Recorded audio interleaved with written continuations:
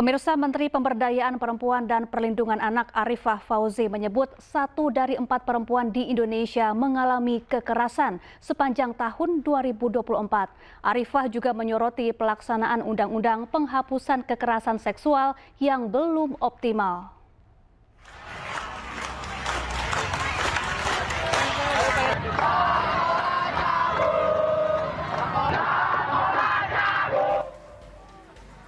Kasus kekerasan seksual di Indonesia seakan tak ada habisnya.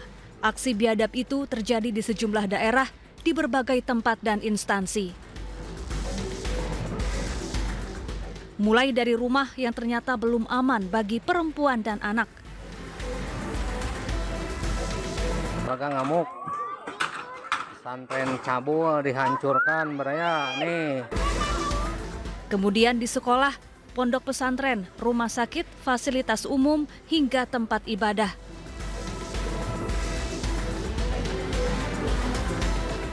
Pelakunya juga berasal dari berbagai kalangan.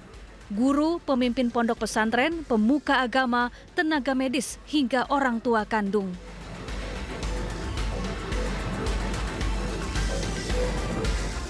Menteri Pemberdayaan Perempuan dan Perlindungan Anak menyebut 1 dari 4 perempuan di Indonesia mengalami kekerasan sepanjang tahun 2024, baik kekerasan fisik maupun seksual.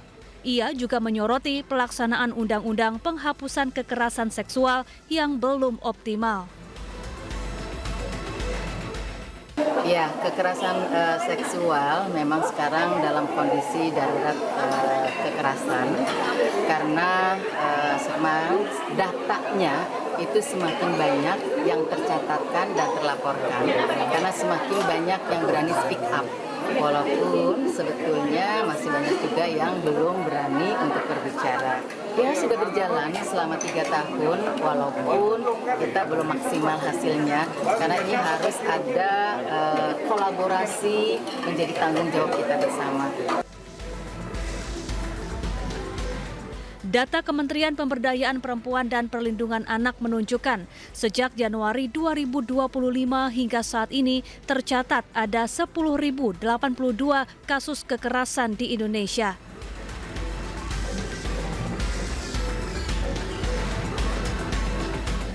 (8.659) korbannya merupakan perempuan.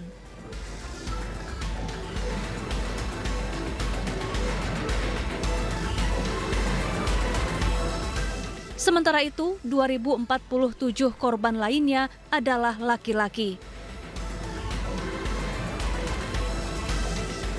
Arifah meminta semua pihak berkolaborasi mencegah dan memberantas kekerasan seksual. Pihaknya juga membuka call center Sapa 129 untuk pengaduan kekerasan. Tim Liputan iNews melaporkan.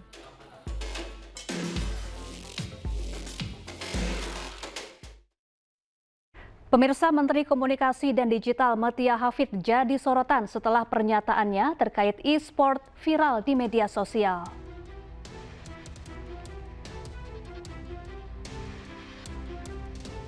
Pernyataan Menkom Digi terkait sport harus ada kegiatan fisik menjadi sorotan.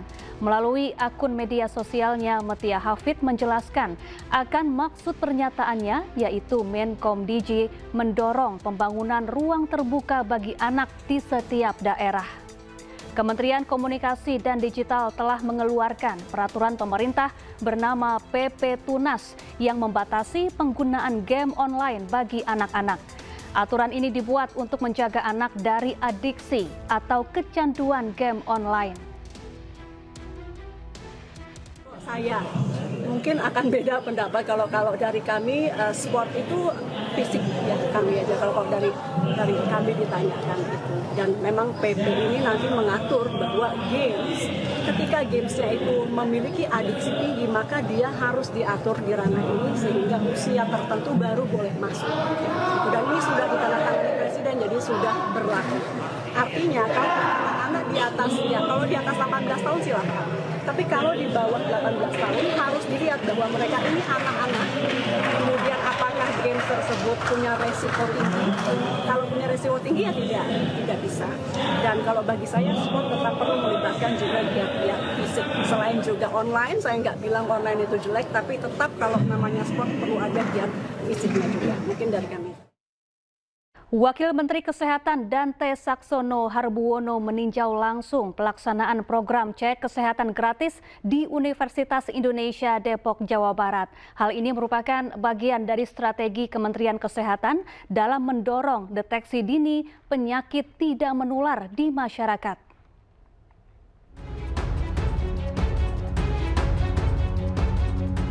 Wakil Menteri Kesehatan Dante Saxono Harbuwono didampingi Wali Kota Depok meninjau pelaksanaan cek kesehatan gratis di Universitas Indonesia Depok, Jawa Barat.